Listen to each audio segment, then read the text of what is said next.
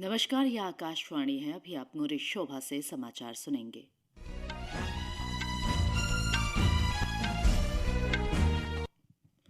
पहले मुख्य समाचार। प्रधानमंत्री नरेंद्र मोदी ने तेलंगाना में 56,000 करोड़ रुपए की विकास परियोजनाओं का शुभारंभ किया। रक्षा मंत्री राजनाथ सिंह ने डेफ कनेक्ट 2024 का किया उद्घाटन। कहा, रक्षा उत्पादन क्षेत्र को बना रहे हैं आत्मनिर्भर। सदन में भाषण या वोट देने के लिए सांसदों और विधायकों को रिश्वत लेने पर अब कानूनी कार्रवाई से छूट नहीं। एनआईए को सौंपी गई रामेश्वरम कैफे में हुई विस्फोट की जांच। महिला cricket premier league UP warriors और रॉयल चैलेंजर्स बेंगलुरु के बीच आज शाम बेंगलुरु में होगा मुकाबला। अब समाचार विस्तार से। प्रधानमंत्री नरेंद्र मोदी ने आज तेलंगाना के आदिलाबाद में 56,000 करोड़ रुपए से अधिक की लागत की कई विकास परियोजनाओं का उद्घाटन और लोकार्पण किया तथा आधारशिला भी रखी। ये परियोजनाएं बिजली, रेल और सड़क क्षेत्र से संबंधित हैं। इन परियोजनाओं में मुख्य परियोजना बिजली क्षेत्र की है। प्रधानमंत्री आज सुबह 2 दिन की तेलंगाना यात्रा पर पहुंचे। तेलंगाना यात्रा के पहले चरण में श्री मोदी ने पेद्दापल्ली में एनटीपीसी की तेलंगाना सुपर थर्मल पावर परियोजना की 800 मेगावाट की दूसरी इकाई राष्ट्र को समर्पित किया।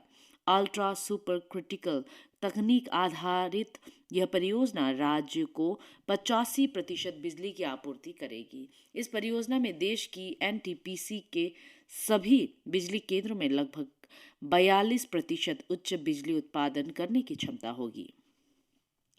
इस अवसर पर प्रधानमंत्री ने कहा कि आने वाले दिनों में विकास की गति और बढ़ेगी। श्री मोदी ने कहा कि विभिन्न राज्यों में से जुड़े 56,000 करोड़ रुपए की लागत की 30 से अधिक विकास परियोजनाओं का उद्घाटन करके विकास के इतिहास में एक नया अध्याय लिख दिया गया है। उन्होंने कहा कि ये परियोजनाएं समूचे क्षेत्र में विकास की गति को बढ़ाएंगी। इन परियोजनाओं में झारखंड के चतरा में उत्तर कर्णपुरा सुपर थर्मल पावर परियोजना की 600 मेगावाट यूनिट का शुभारंभ, छत्तीसगढ़ के बिलासपुर में सिपत में फ्लाई ऐश आधारित हल्के वजन के संयंत्र और उत्तर प्रदेश के ग्रेटर नोएडा में एसटीपी जल आधारित हरित हाइड्रोजन संयंत्र शामिल है। श्री मोदी ने सिंगरौली सुपर थर्मल पावर परियोजना, उत्तर प्रदेश में तीसरे चरण की 800 मेगावाट की 2 इकाइयां, आंध्र प्रदेश के विशाखापत्तनम में सिमहाद्री में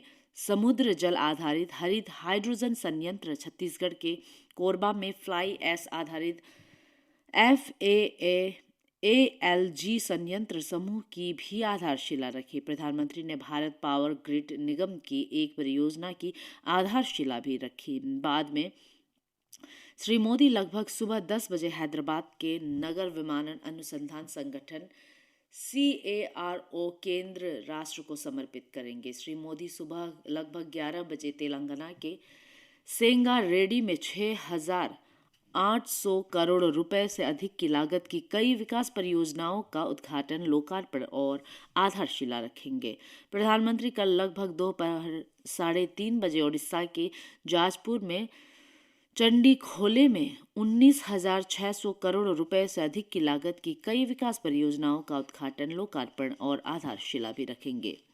श्री मोदी 6 मार्च को सुबह लगभग 10:15 बजे कोलकाता में 15,400 करोड़ रुपए से अधिक की लागत की कई कनेक्टिविटी परियोजनाओं का उद्घाटन करेंगे और आधारशिला रखेंगे। इसके बाद प्रधानमंत्री दोपहर बाद लगभग 3:30 बजे बिहार के बेतिया में लगभग 12,800 करोड़ रुपए की लागत की कई विकास परियोजनाओं का उद्घाटन, लोकार्पण और आधारशिला रखेंगे।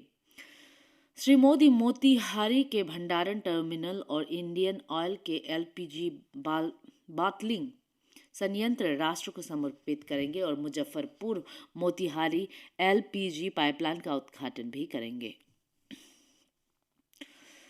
रक्षा मंत्री राजनाथ सिंह ने उभरती नई प्रौद्योगिकियों के मद्देनजर भारत को विकसित देश बनाने के लिए तकनीकी बढ़त हासिल करने पर जोर दिया है। उन्होंने देश को एक ज्ञानवान समाज में बदलने पर जोर दिया, जिसमें सरकार की बहुत बड़ी भूमिका है। रक्षा मंत्री ने आज नई दिल्ली में डेफ कनेक्ट 2024 का उद्घाटन करते हुए कहा कि सरकार ने भारत को प्रौद्योगिकी के क्षेत्र में आगे ले जाने के उद्देश्य से अदिति और आईडेक्स जैसी योजनाएं शुरू की है। उन्होंने कहा कि अदिति योजना युवाओं में नवाचार की संस्कृति को बढ़ावा देगी और देश को प्रौद्योगिकी के क्षेत्र में आगे ले जाएगी। उन्होंने कहा कि नरेंद्र मोदी सरकार रक्षा उत्पादन क्षेत्र को आत्मनिर्भर बनाने के हर कदम उठा रही है। श्री सिंह ने उल्लेख किया कि सरकार निरंतर सकारात्मक स्वदेशीकरण सूची जारी कर रही है। इसमें कुछ ऐसे प्रणालियां और उपकरण शामिल हैं जिनका निर्माण देश में ही किया जाएगा। यह कार्यक्रम रक्षा उत्पादन विभाग के तत्वाधान में innovation for defence excellence defence innovation organisation द्वारा आयोजित किया गया है। आईडेक्स ढांचा सैन्य कर्मियों को सह विकास मॉडल में नव प्रवर्तकों के साथ काम करने की अनुमति देता है। इसे प्रधानमंत्री नरेंद्र मोदी ने 2018 में शुरू किया था। आईडेक्स अनिवार्य रूप से रक्षा और अंतरिक्ष प्रौद्योगिकी के क्षेत्र में विभिन्न हितधारकों के लिए एकीकृत मंच प्रदान करता है। इस विशिष्ट क्षेत्र में प्रौद्योगिकी विकास और संभावित सहयोग की निगरानी के लिए यह प्रमुख संगठन की तरह कार्य करता है। केंद्रीय स्वास्थ्य और परिवार कल्याण मंत्री डॉक्टर मनसुख मांडविया आज नई दिल्ली में एम्स में एकीकृत स्वास्थ्य अनुसंधान के लिए आयुष ICMR उन्नत केंद्र का शुभारंभ किया। इस केंद्र का लक्ष्य पारंपरिक भारतीय ज्ञान और आधुनिक चिकित्सा का एक साथ उपयोग करके रोगियों को समग्र स्वास्थ्य उपचार प्रदान करना है। ये केंद्र दिल्ली, जोधपुर, नागपुर और ऋषिकेश स्थित एम्स 2 में स्थापित किए जाएंगे। श्री मांडविया ने कहा कि हमारे अपने पारंपरिक ज्ञान पर ध्यान केंद्रित करना अधिक महत्वपूर्ण है, भले ही वह प्रचलित न हो। श्री मांडविया ने नियमित स्वास्थ्य देखभाल में आयुर्वेद को शामिल करने के महत्व का उल्लेख किया और कहा कि यह सांस्कृतिक रूप से महत्वपूर्ण और प्रभावी दोनों है। मंत्री ने स्वास्थ्य सुविधाओं की गुणवत्ता सुनिश्चित करने के लिए भारतीय सार्वजनिक स्वास्थ्य मानक भी लॉन्च किए। इस मानक का पालन करके राज्य आयुष सेवाओं को विकसित कर सकते हैं, जिससे उन्हें सभी के लिए सुलभ बनाया जा सके।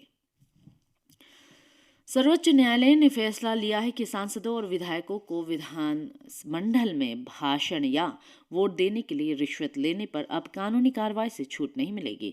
मुख्य न्यायाधीश DY चंद्रचूड़ की अध्यक्षता वाली 7 न्यायाधीशों की संविधान पीठ ने सर्वसम्मति से JMM रिश्वत मामले में 5 न्यायाधीशों की पीठ के 1998 में दिए गए फैसलों को खारिज कर दिया।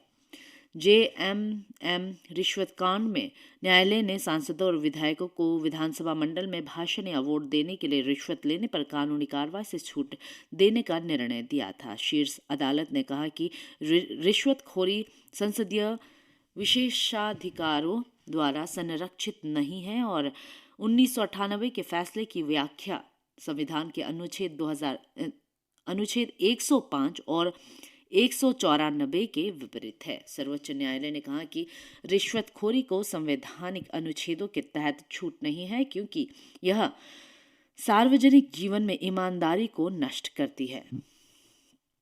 गृह मंत्रालय ने बेंगलुरु के रामेश्वरम कैफे में हुए विस्फोट की जांच राष्ट्रीय अन्वेषण अभिकरण NIA को सौंप दी है। यह विस्फोट 1 मार्च को बेंगलुरु के व्हाइटफील्ड इलाके में हुआ था और इसमें कई लोग घायल हुए थे। मौसम विभाग ने कहा है कि पश्चिम विक्षोभ के प्रभाव से आज बिहार, झारखंड, पश्चिम बंगाल और सिक्किम में गरज और बिजली के साथ मध्य बारिश हो सकती है। विभाग ने कहा है कि आज उत्तराखंड में विभिन्न स्थानों पर तेज बारिश और बर्फबारी के कारण पूर्वी उत्तर प्रदेश में तापमान कम होने की संभावना है। हिमाचल प्रदेश, उत्तराखंड और उत्तर प्रदेश के लगभग अलग अलग स्थानों पर आंधी चलने और बिजली कड़कने की संभावना है। अगले 5 दिनों में अरुणाचल प्रदेश में मध्यम वर्षा और बर्फबारी हो सकती है। मौसम विभाग ने यह भी कहा है कि आज और कल असम, मेघालय और नागालैंड में गरज और बिजली के साथ हल्की बारिश होगी। अगले 3 दिनों तक रायल सीमा और केरल में गर्म और आर्द्र मौसम होने की संभावना है। विभाग ने इसके साथ ही कल कहा कि अगले 3 दिनों तक उत्तर पश्चिम भारत में अधिकतम तापमान में 4 से 5 डिग्री सेल्सियस की वृद्धि हो सकती है। इसी के साथ ये समाचार बुलेटिन समाप्त हुआ। नमस्कार।